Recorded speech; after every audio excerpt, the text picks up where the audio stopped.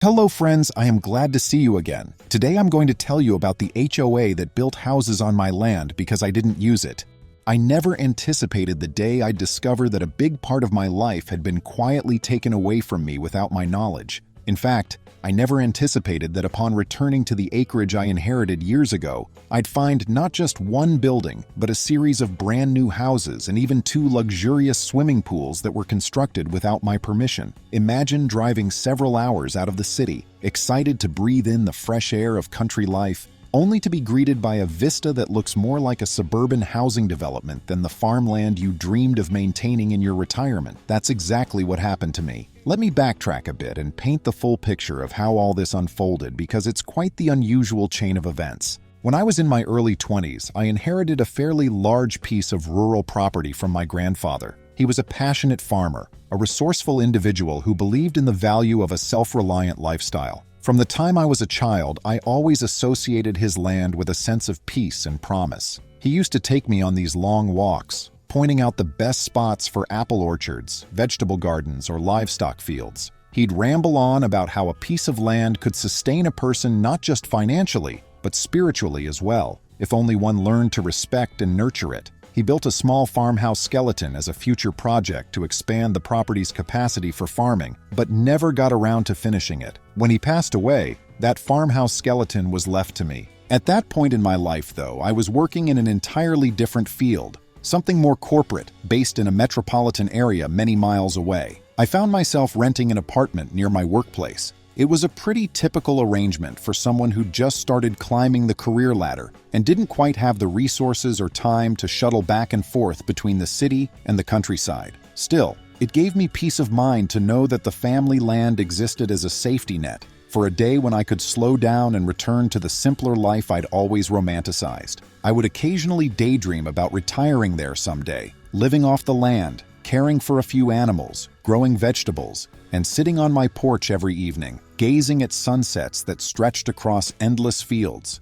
People often said I was wasting potential income by not leasing the land, but I wasn't in it for the profit. My grandfather's blood, sweat, and tears had nurtured that soil, and I felt a connection to it that went beyond mere monetary value. Letting someone else use it for their own commercial ventures felt wrong. Besides, I honestly didn't give it much thought since I was preoccupied with my full-time job and everything else that adult life demanded. Fast forward more than a decade, I was finally easing into a more stable phase in my career, and I had the possibility of remote work on the horizon. After years of simply paying property taxes on a place I seldom visited, I decided it was time to do some serious investigating. My plan was to figure out the state of that half-built farmhouse, evaluate the land, and begin drafting some ideas for a future farm that I could focus on once my retirement years rolled around. I wanted to see whether there was any structural integrity left in the frame my grandfather had partially erected, or if I would need to tear it down and build anew. Over those years, I sporadically received letters from a local authority that was responsible for property assessments,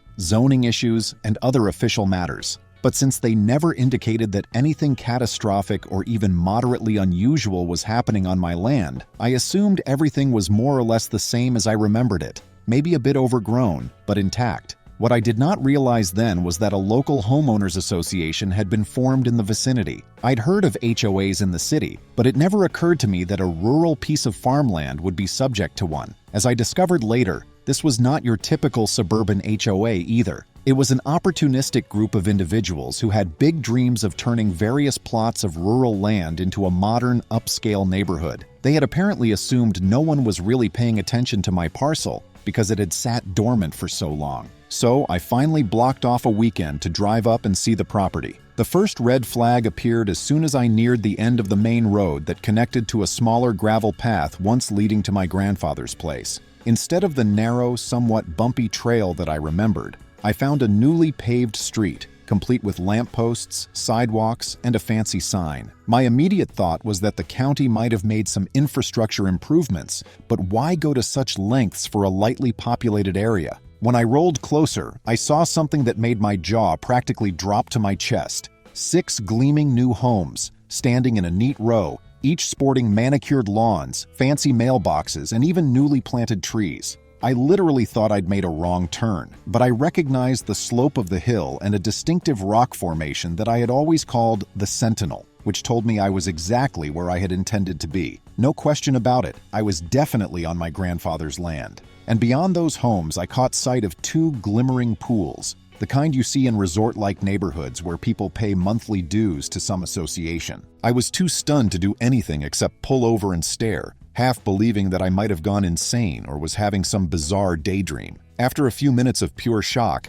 I decided I had to see what in the world was going on. I parked my car along the curb, yes, there were actual curbs now, and tried to gather myself. I found myself walking up to the nearest house, but I realized that might not be the smartest approach. Instead, I spotted a couple in front of one of the other houses who were potting some flowers. They looked like they were in their early 40s. Maybe I could just approach them calmly and figure out what on earth had happened. I introduced myself politely and mentioned that I was confused. Their reaction didn't immediately hint at anything shady. They looked like normal residents, a bit surprised by my presence, but not hostile. They said they had purchased the property from a local developer who apparently indicated that these new houses were part of a soon-to-be gated community. They also believed they were paying monthly dues to an association that covered amenities like common landscaping, pool maintenance, and a small playground area located nearby. That was the second punch to the gut. A playground area? Where was that going to be? And how had I missed that entirely as well? I tried to keep my cool, but I was borderline trembling. This was my land. None of this was legal, obviously, or so I thought. I apologized to them for my confusion and stepped away, though every part of my mind was screaming that this was all kinds of wrong. I walked deeper into the property, following what used to be a dirt path behind where the farmhouse skeleton should have been, only to find that the half-finished structure was gone. In its place, I saw a pool clubhouse. It wasn't even a major building, more like a medium-sized structure with changing rooms and storage for pool equipment. Basically, my grandfather's beloved farming project had been bulldozed for a fancy amenity. My hands shook with rage. Right there, I decided to call the police. It seemed like the straightforward thing to do. My property had been, as far as I understood, illegally occupied. When I phoned the local police department, the dispatcher appeared baffled by my story but sent out an officer anyway. While waiting for them to arrive, I was approached by a man in a golf cart who introduced himself as the acting president of this so-called homeowners association. He looked annoyed rather than worried. He just asked me what I was doing here. I told him that, in fact, I owned this land.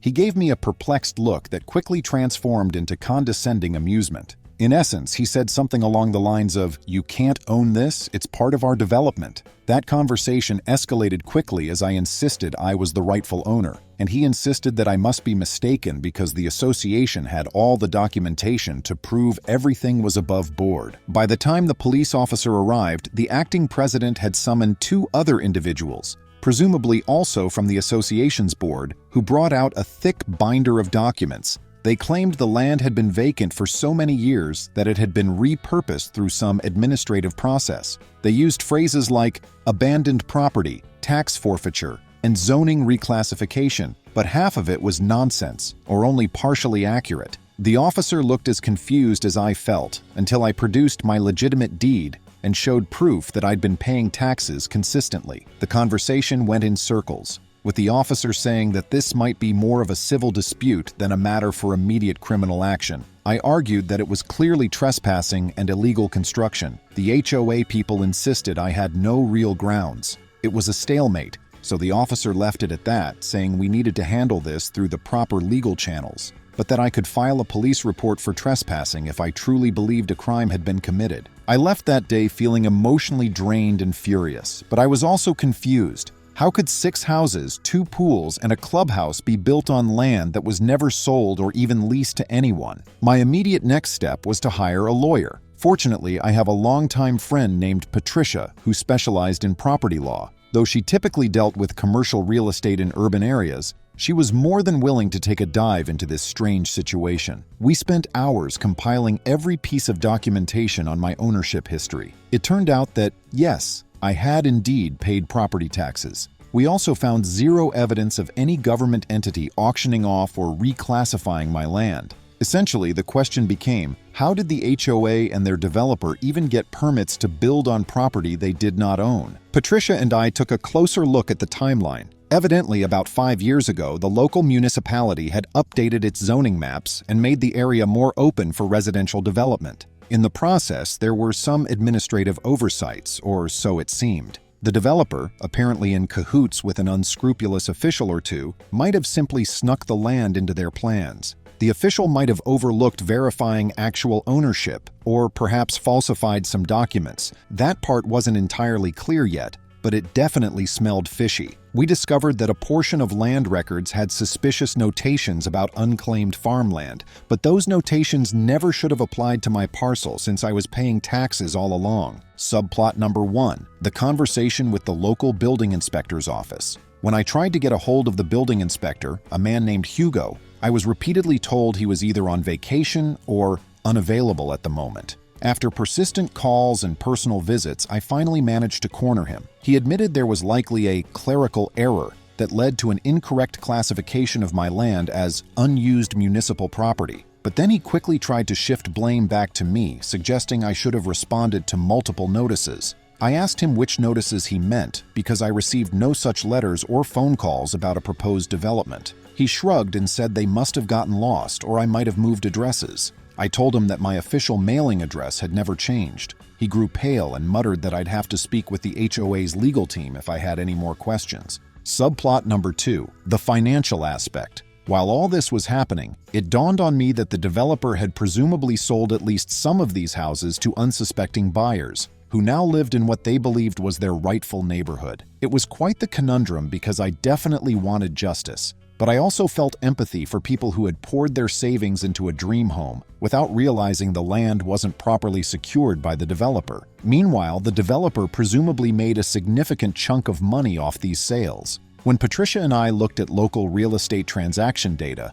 we discovered that one of the houses had indeed been sold for a considerable sum. The other 5 were still technically under the developer's control, not fully sold, but in various stages of negotiation or marketing. That left me in a tricky position. Should I attempt to evict everyone, tear down the houses, or fight for compensation? Subplot number 3, the farmland itself. My intention was always to build out that farmhouse, possibly expand a barn, and set up a small orchard. Now, with 6 enormous homes and 2 large pools, the farmland was severely compromised. The orchard I'd planned for one corner of the property was replaced by a community parking area and a children's playground in the blueprint for the next phase of the development. The farmland was basically a partial suburban block, with lawns and landscaping that obviously didn't fit my agricultural vision. My grandfather would have been livid if he saw how our precious open fields were turned into a developer's gold mine. The heartbreak was real. It took several months of legal maneuvering, letters, demands, and combing through the local government's building permits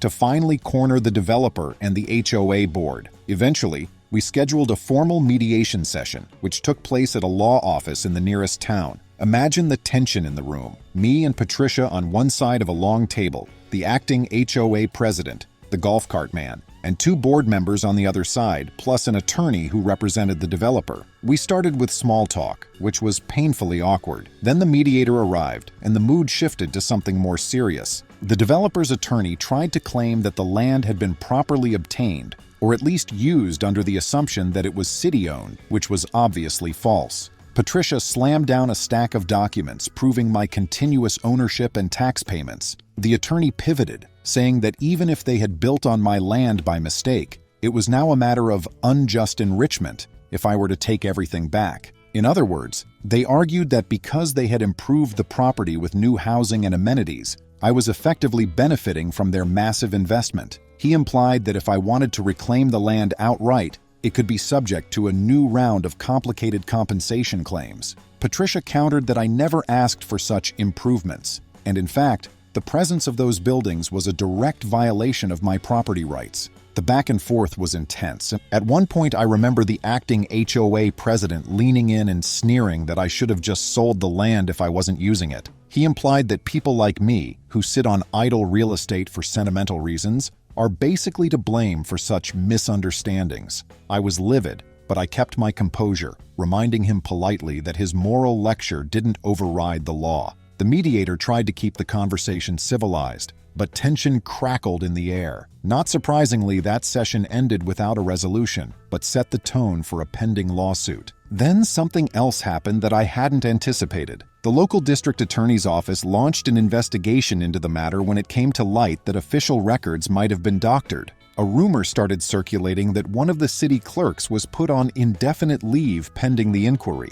This put more pressure on the developer, who seemed eager to find a settlement rather than risk a full-blown criminal case. Out of the blue, I got a call from the developer's attorney asking if I'd be open to a private settlement. Patricia advised me to hear them out, but to be extremely cautious. During that conversation, the attorney explained that the developer realized they were in a precarious position. If the courts found they had built illegally, they could not only face fines, but also lose the entire investment. The attorney floated an idea. What if I were to accept ownership of the 5 unsold houses and the rest of the community amenities, minus the one already sold to that unsuspecting buyer? They also offered to pay me a lump sum compensation for the land underneath the sold house, essentially reimbursing me for the portion they had turned into that single property. My immediate reaction was shock. Here I was, expecting to possibly demolish everything, but they were basically proposing to give me 5 brand new houses, the clubhouse and the entire property back.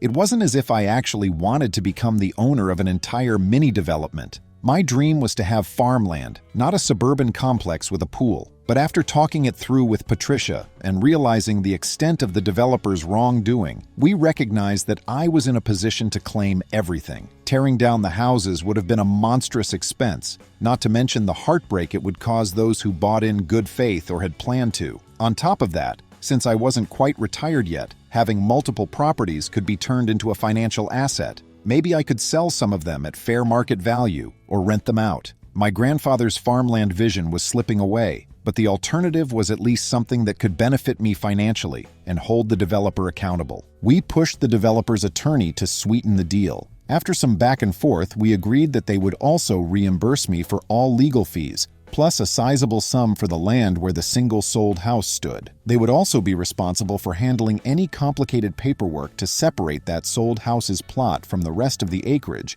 so that the buyer would have a clear title to their new home, and so that they wouldn't sue me or try to claim I had scammed them in some elaborate scheme. It was complicated, but eventually, a settlement was hammered out, signed, and approved by the court. Essentially, the developer got to wipe its hands clean of the fiasco. The buyer of that one house got to stay put, and I took title to the 5 unsold houses and everything else on the property that had been constructed, including the pools. From an emotional standpoint, it was a mixture of triumph and grief. I felt vindicated because I had stood up for my rights, forced those responsible to make amends, and avoided a situation where half a dozen innocent families could be evicted. But I also felt sad that the farmland I loved in my youth was now covered by asphalt, driveways, and manicured flower beds. But that sadness was tinged with a certain acceptance. Life sometimes leads us in directions we never anticipated. Maybe at a later stage I could repurpose at least part of the land for sustainable gardening or small-scale agriculture.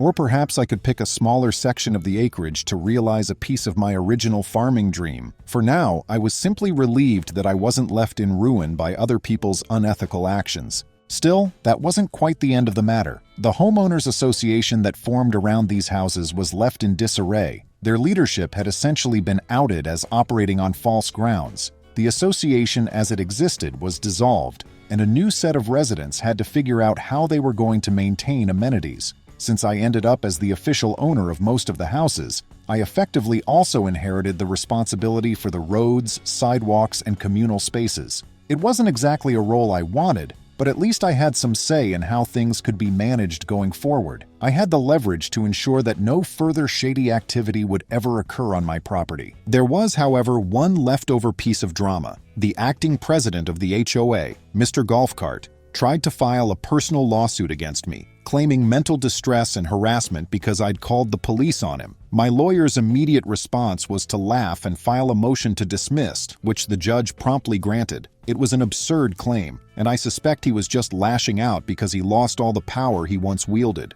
In the end, he received no financial reward and was unceremoniously booted from any position of influence within the neighborhood. Another angle of punishment, if you can call it that, came from the local government's internal shakeup. The building inspector was disciplined for negligence. While I'm not certain of every detail, Word on the street was that he faced a demotion, forced leave, or possibly even lost his job. The city clerk, who had suspiciously labeled my land as municipal property, was fired for misconduct. Several local officials faced external audits to ensure that no other parcels had been similarly misappropriated. It was a small measure of justice, though it still bothered me that something like this could happen in the first place. With the legal dust settling, I was left to figure out my next steps. I was now the owner of 5 nearly new houses in a region that was rapidly expanding. I didn't particularly want to move into one, but the idea of controlling the neighborhood appealed to me more than letting some shady developer or unscrupulous HOA run amok.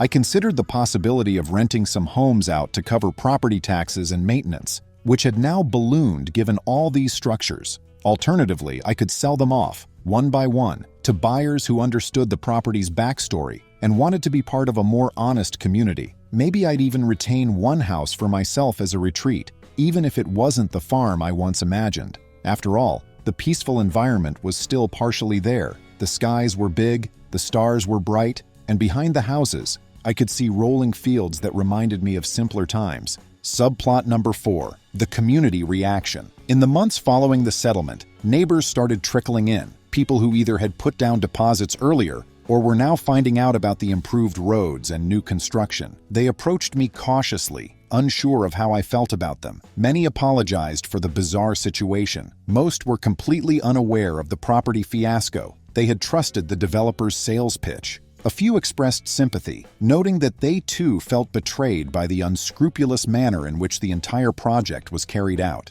I managed to forge a positive relationship with a couple of families who had a genuine desire to make the area more environmentally friendly. We ended up agreeing that if they did decide to finalize their purchases, part of the yard space could be allocated for community gardens or a small orchard. It wasn't exactly the agrarian life my grandfather had led, but maybe it was a step in that direction. It felt like, in a roundabout way, my dream of farmland wasn't completely dead. It was just morphing into a more modern form, integrated with the new developments that had sprung up out of nowhere. Subplot number 5, my personal closure. One afternoon, a few months after the settlement, I walked the perimeter of the property with Patricia. We traced the lines of the fences that separated my land from the neighbors. It was a powerful moment, reminiscent of when my grandfather had shown me around as a child. We stood on a small hill overlooking the entire development, the rows of houses, the winding road, the pools that sparkled under the sun. Then we turned and looked at the horizon, which still showcased a wide stretch of open land that the developer hadn't touched.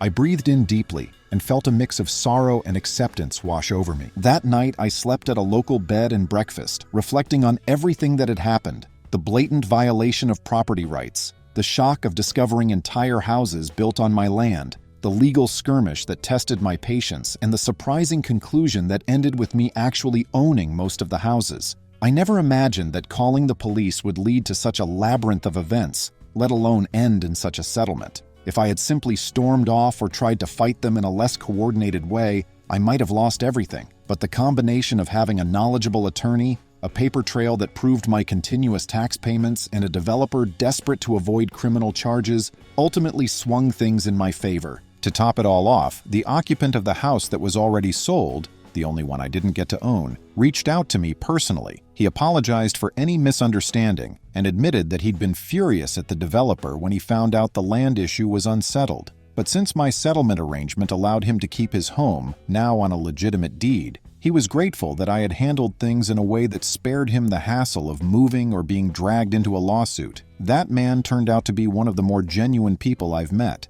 We actually got along quite well, bonding over the absurdity of the entire fiasco. He even joked that he'd be happy to help me build a small greenhouse or orchard if I decided to still pursue my partial farming vision. As for the pool area, it's surreal to think that the 2 glimmering pools, once built without my knowledge or consent, are now legally mine. In the months following the settlement, I hired a modest property management company to keep an eye on maintenance and to handle the day-to-day logistics of the development. My schedule didn't allow me to be there all the time, and frankly, I had minimal interest in being an on-site manager. But it's nice to visit occasionally, see that the place isn't falling into disrepair, and maybe even dip a toe in the water. My wife, who had been supportive through this entire ordeal, and I have visited on weekends, quietly marveling at how we ended up with something so unexpected. Punishment in this scenario didn't manifest in the form of jail time for every individual involved, though there were definite consequences for those who orchestrated the unauthorized construction. The developer faced significant financial penalties and ongoing legal scrutiny, not to mention the forced payout to me. The local officials who ignored or falsified records were fired or disciplined,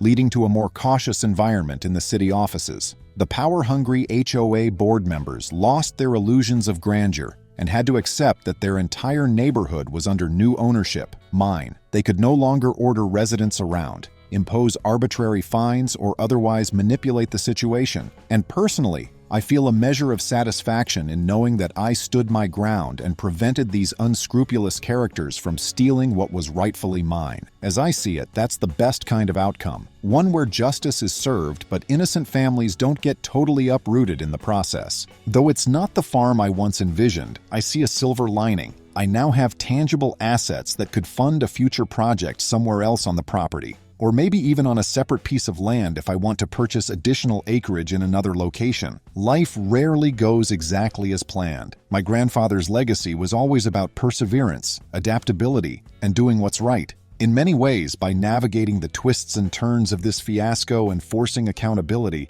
I think I honored that legacy more than I would have by simply letting the farmland lie dormant. In the end, I can't say I regret calling the police that day. It was certainly jarring, and at first it seemed like maybe I'd made a big mistake, setting in motion a complicated chain of events. But had I not asserted my rights then and there, who knows what would have happened? Perhaps the developer would have fully sold off every house, and then I would have had to face an army of homeowners who believed they rightfully owned the land. I might have been forced to fight an even tougher battle with little chance of a fair outcome. As it is, I stumbled into this bizarre scenario at just the right time, early enough to enforce a claim, late enough that the developer couldn't hide their wrongdoing. Sometimes I still have vivid flashbacks to that initial shock of driving onto a freshly paved street where I expected only a dusty gravel path. My mind replays that moment of confusion when I saw gleaming houses lined up in place of fields and wildflowers. But those images no longer fill me with anger and dismay.